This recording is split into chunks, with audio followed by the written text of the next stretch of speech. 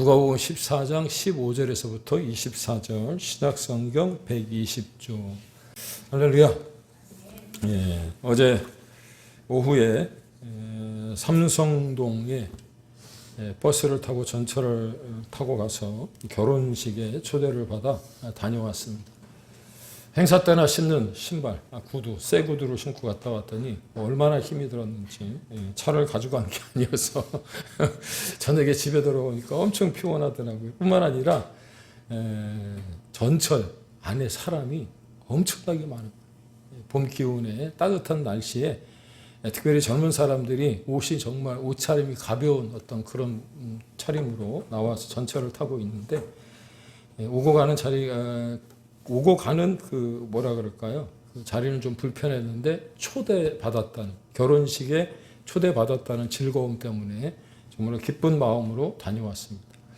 뿐만 아니라 한 2주 전에는 조카 아이의 돌잔치, 제가 그 돌잔치를 별로 가고 싶지 않은데 왜 가고 싶지 않으냐면 가면 할아버지 소리를 들어야 되거든요. 할아버지 소리를 들어야 되기 때문에. 그런데도 불구하고 그 아이들을 보러 가는 그 마음이 얼마나 좋은지 몰라요.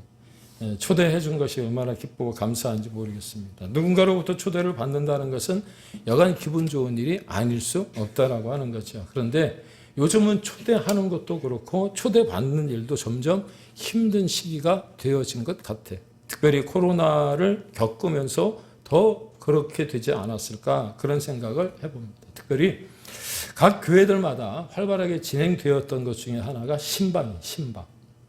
그런데 신방 또한 잘 되지 않는 것 같습니다. 예전에는 성도들이 자진하여서 너도 나도 목사님을 초대해서 신방 받기를 원했는데 요즘 신방 받는 것을 싫어한답니다. 왜 싫어하느냐? 개인의 프라이버시 때문이다 라고 하는 이유가 거기에 있는 거죠. 그래서 자신의 집으로 초대하는 일이 많이 없어진 듯 보입니다. 그럼에도 불구하고 큰 교회들은 담임 목사님을 비롯해서 부목사님들을 뭐라 그럴까요? 강제적으로 신방을 하도록. 신방을 해야 사실 가정 형편도 알고 또 성도들의 어떤 그 뭐라 그럴까요? 상황들도 알기 때문에 기도할 수 있는 것 아니에요. 그래서 참 신방이라고 하는 게 좋은데 왜 신방을 받지 않는 걸까요?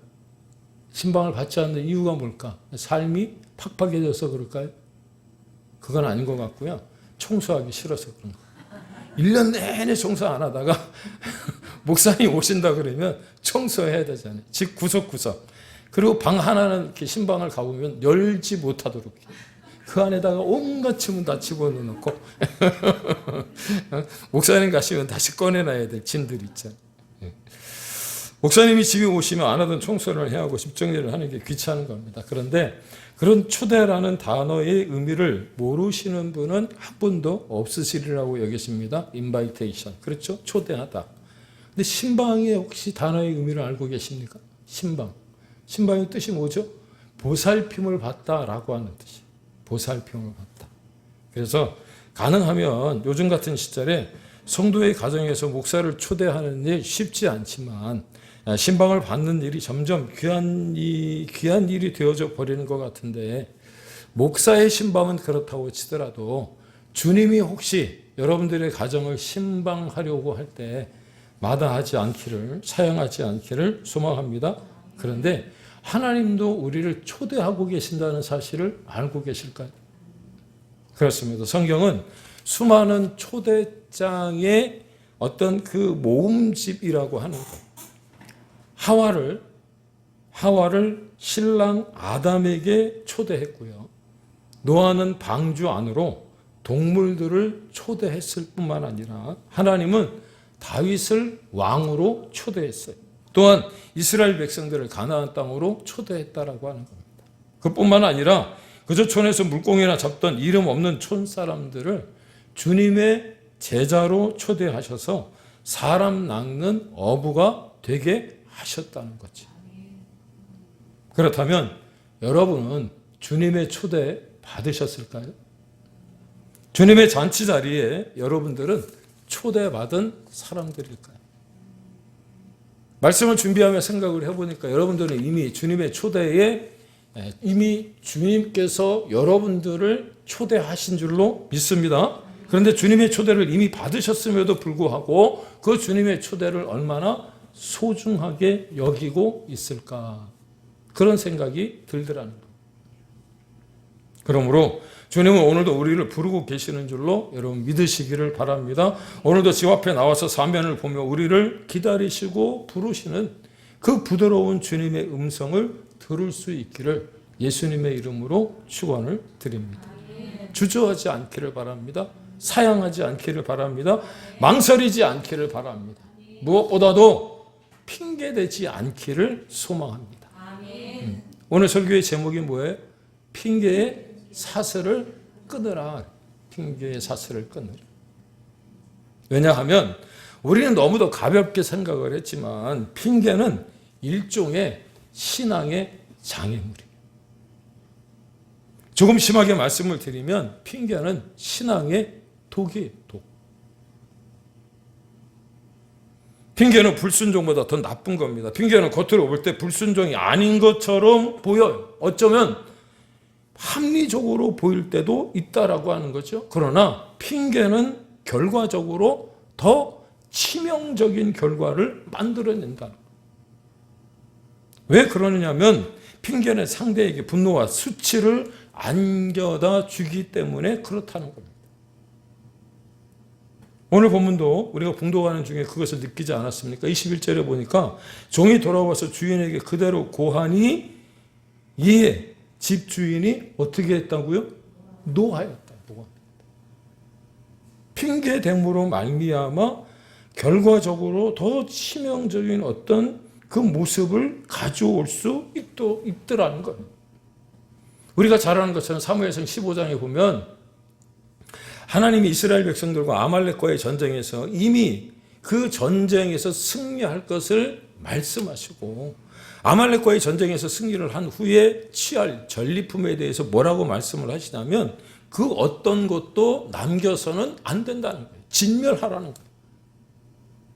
그럼에도 불구하고 사울이 자기의 눈에 보기에 좋은 것을 착복하는 거예요. 주머니에 집어넣은 거예요. 그걸 보고 사무엘이 뭐라고 얘기합니까? 아니 그 하나님께서 명령하시기를 그 모든 것들을 아말렉에서 취한 것들을 진멸하라 하셨음에도 불구하고 그걸 왜 취했느냐라고 했을 때 사울이 뭐라고 얘기를 했어요? 핑계대기를 하나님 앞에 제사 드리려고 그랬다. 그런데 사무엘이 사울에게 뭐라고 얘기했냐면 그것으로 말미암아서 당신이 왕의 자리에서 내려와야 될 뿐만 아니라 하나님은 당신을 버렸다고 얘기하거든. 핑계는 오히려 더 나쁜 결과를 초래할 수 있다라고 하는 것을 성경에서 우리는 보게 되어지는 거예요.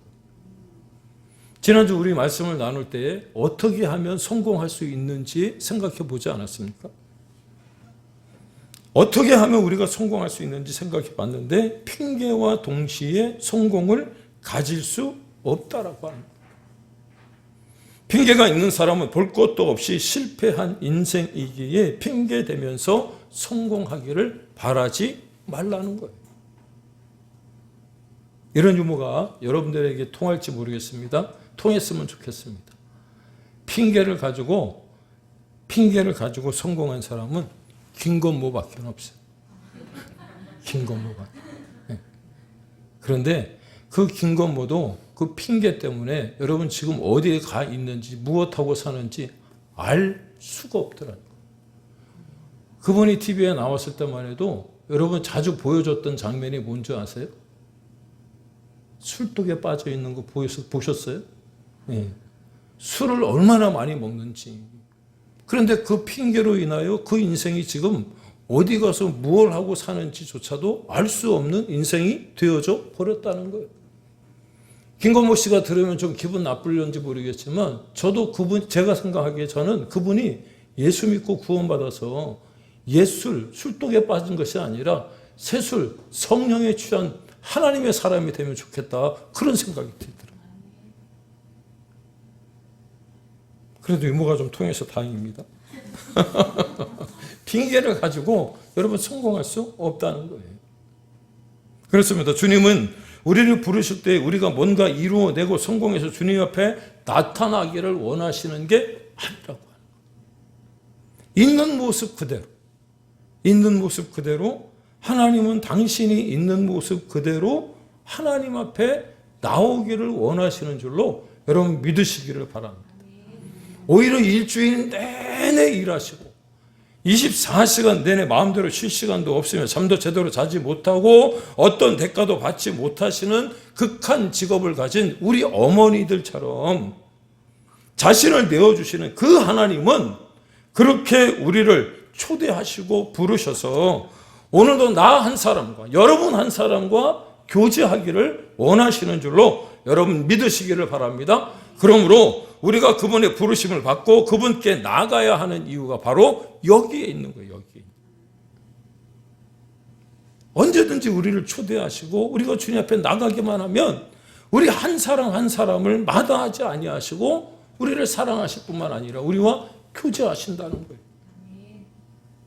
그런데 오늘 본문 읽지는 않았습니다. 14장 1절에 보니까 예수님도 한 바리새인에게 식사 초대를 받아서 그 집에 들어가시게 되었다라고 그렇게 기록되어져 있더라고요.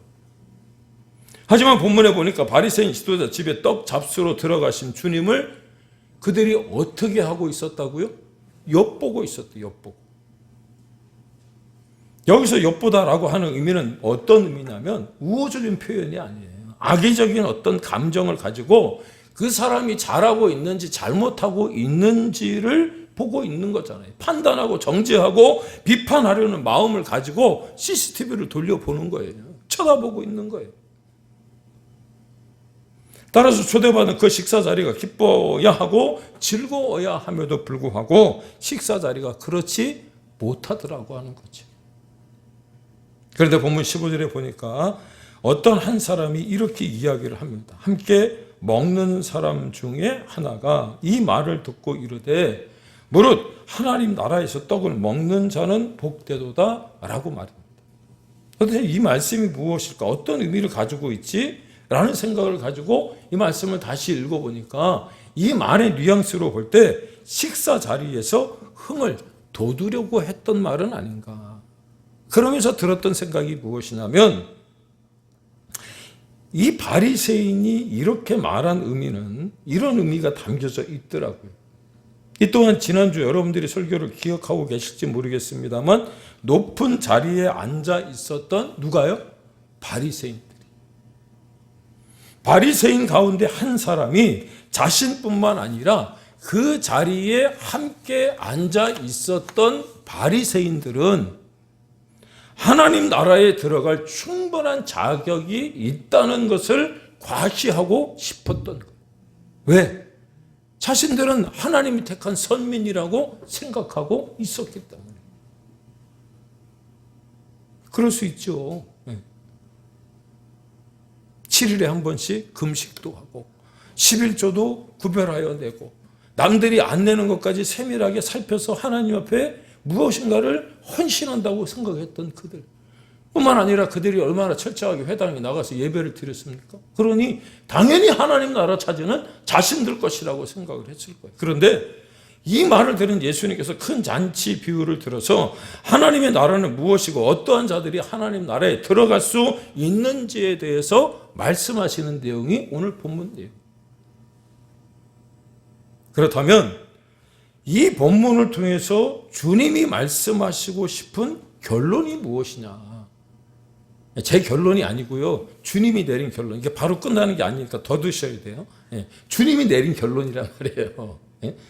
하나님 나라는 그곳에 있었던 바리새인들이 생각하는 것처럼 유대인의 전유물도 아니고 유대인이라고 아무나 들어갈 수 있는 곳이 아니라고 하는 거예요. 무슨 의미냐면 하나님께서 택한 자들, 하나님의 택함을 받은 사람들이 갈 수 있다는 것을 가르쳐 주는 거예요. 그래서 주여 주여 하는 자마다 다 천국에 들어갈 것이 아니니라 그랬잖아요. 그러므로 하나님 나라는 무엇으로 가고 어떻게 가는 것일까? 기억하십시오. 하나님의 은혜로만 들어갈 수 있는 줄로 깨닫기를 바랍니다. 하나님의 나라는 무엇으로 가고 어떻게 가는 거라고요? 하나님의 은혜로 가는 거예요. 은혜로. 그런데 이걸 우리는 너무 쉽게 잊어버리는 것 같아요. 이유가 무엇일까? 예전에는 많이 불렀던 찬양이 하나 있는데, 제가 그 청년 시절 때부터 주일학교 아이들을 가리키면서 때로는 청년부에게 또 어른 우리 성인 예배를 드릴 때도 이 찬양을 많이 불렀던 것 같은데, 이 찬양 하나가 잊혀져 버렸어요. 여러분 이 찬양 아시나요? 네. 이 찬양이 우리 입술에서 사라짐으로 말미암아서 하나님 나라는 은혜로 간다, 믿음으로 간다는 것을 잊어버린 것 같아요. 돈으로도 못 가요 하나님 나라, 힘으로도 못 가요 하나님 나라, 거듭나면 가는 나라 하나님 나라, 믿음으로 가는 나라 하나님 나라. 2절 벼슬로도 못 가요 하나님 나라, 지식으로 못 가요 하나님 나라. 그래요. 돈으로도 못 가고 벼슬로도 못 가고 힘으로도 못 가고 지식으로도 못 가는, 하나님의 은혜로 믿음으로 가는 나라가 하나님 나라라고 하는 것을 여러분 잊지 않기를 축복합니다. 어느 순간부터 이 찬양이 사라져 버렸어요. 잊어버리는 거예요. 잊어버려. 하나님의 나라는 은혜로 가는 겁니다. 그렇다면 은혜라는 게 무엇이죠?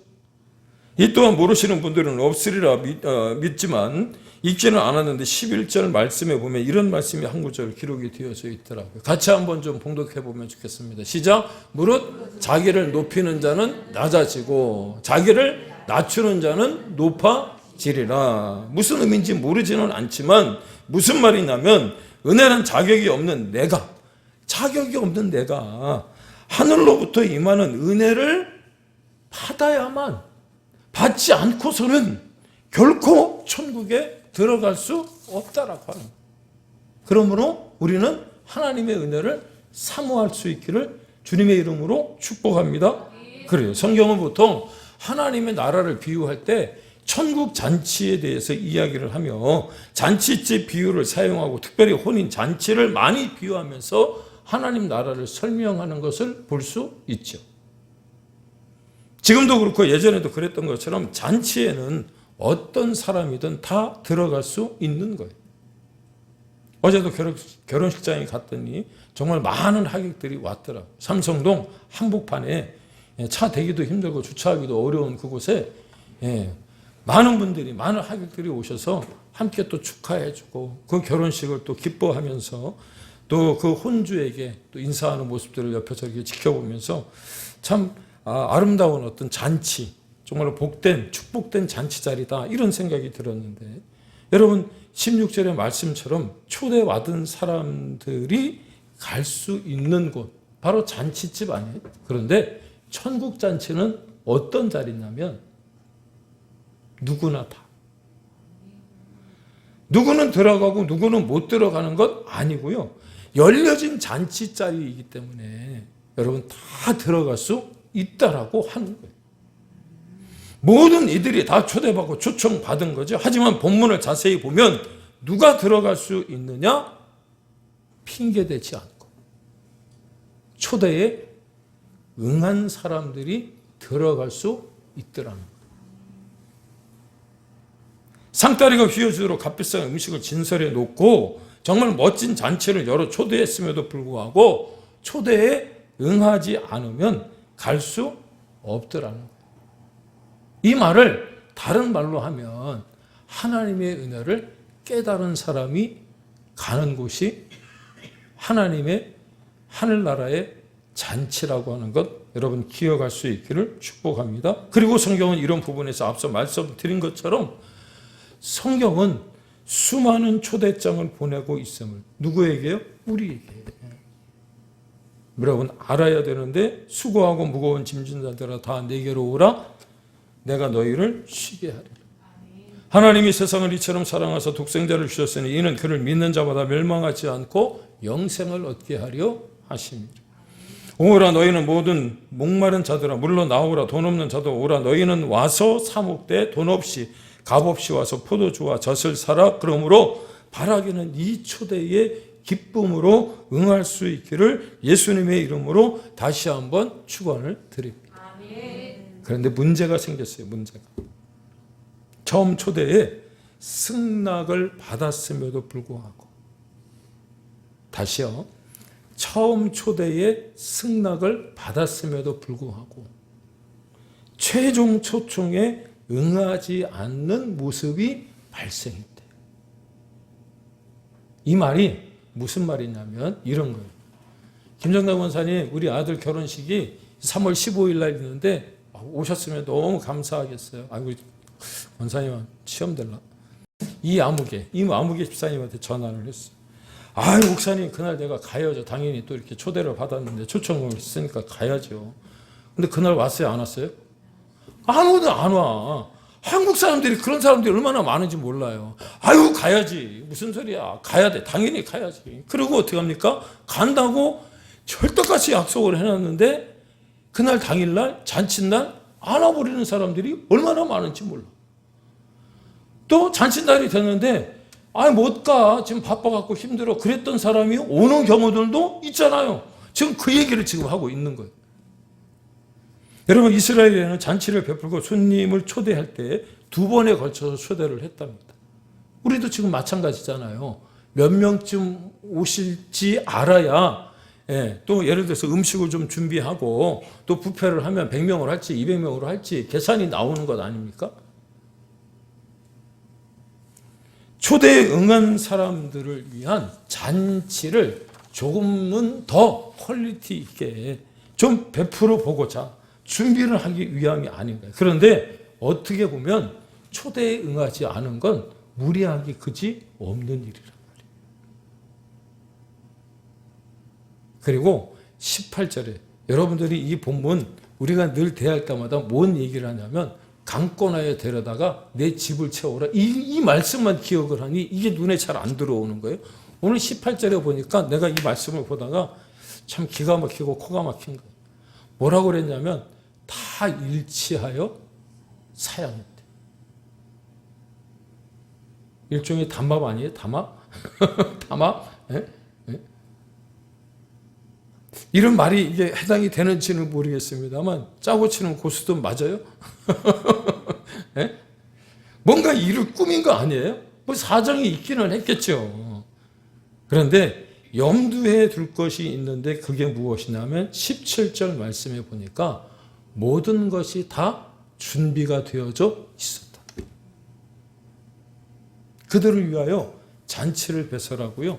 좋은 음식으로 그들을 맞이하려고 기다리고 있었던 거예요. 이 말씀의 의미를 달리 표현하면 하나님께서 우리 구원을 위해 모든 것을 다 준비하셨다는 것을 의미한다라고 하는 겁니다. 믿습니까?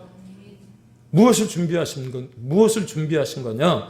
독생자 예수 그리스도를 이 땅에 보내시고 우리를 구원하시고자 십자가의 피 흘려 주심으로 말미암아 우리의 모든 구속 사역을 다 충족시키신 모든 일을 하나님께서 다 준비하셨음을 가르쳐 주시는 거예요.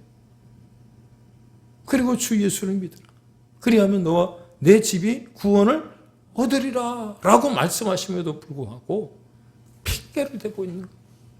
초대에 응하지 않은 거예요. 보세요. 밭을 샀는데 아무래도 이 밭에 나가야 하겠다는 거예요. 소 5개를 샀으면 시험하러 나가야 되겠다는 거예요. 장가를 가서 부득이 이 모임에 참석할 수 없다는 거예요. 이유가 됩니까? 안 됩니까? 되죠. 이유가 되죠. 그런데 여러분 한번 좀 반대로 생각해 봅시다. 요즘처럼 어려운 때에 밭을 샀대요. 집을 샀단 말이에요. 건물을 샀대요.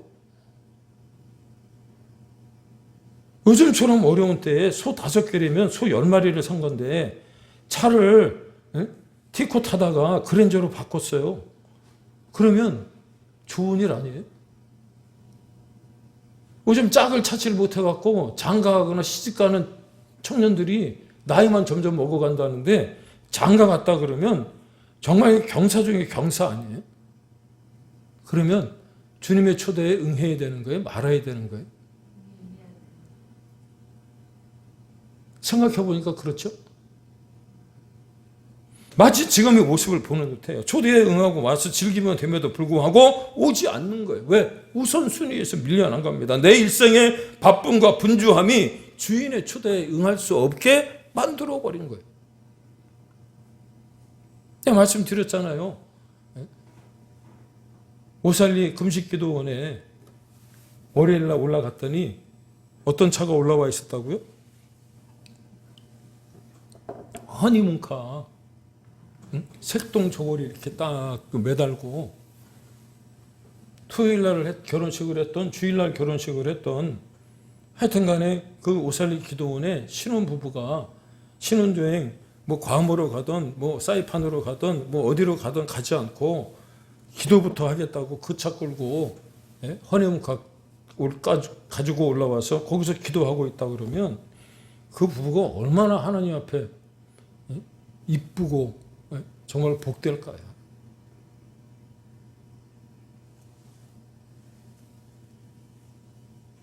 초대받았지만 그 잔치 자리에 가지 않은 거예요. 배려받고 존중받았지만 잔치 자리를 무시했다는 거예요. 사랑하는 여러분, 하나님과 멀어지면 제가 신앙생활을 쭉 해오면서 많은 분들을 만났을 때 느꼈던 것 중에 하나는 무엇이냐면 하나님의 말씀으로도 핑계 삼더라고요. 하나님과 멀어지면 말씀으로 핑계를 삼아요. 말씀에 그렇게 돼 있지 않나요?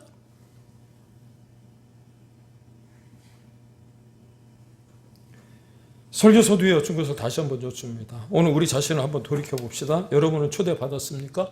주님의 잔치에 초대받은 사람들입니까? 그렇다면 주님의 초대에 대하여 얼마나 소중하게 생각하고 있을까요?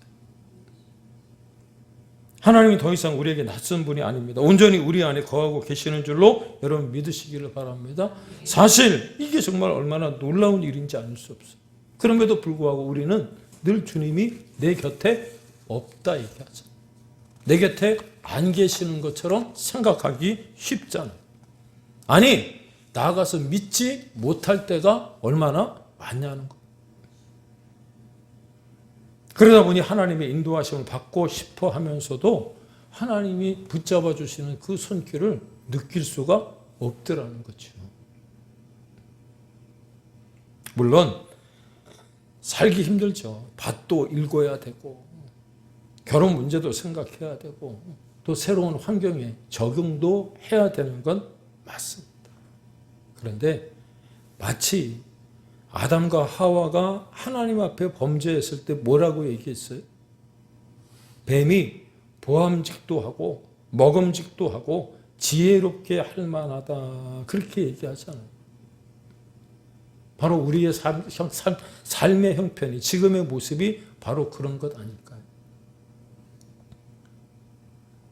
그럼에도 불구하고 하나님은 그 핑계의 사슬을 끊어내고 그런 문제 가운데서도 우리의 삶이 잔치가 되는 법을 알려주고 싶어 하시는 그 초대에 여러분 사양하지 아니하시고 나아갈 수 있기를 주님의 이름으로 축복합니다.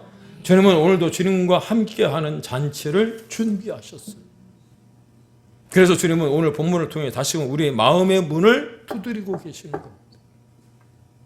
치열한 삶의 현장에서 조금 더 일해보려고 하는 우리를 붙드시고 주님의 잔치 자리로 일단 와보라고 말씀하시는 그 음성 들으시고요.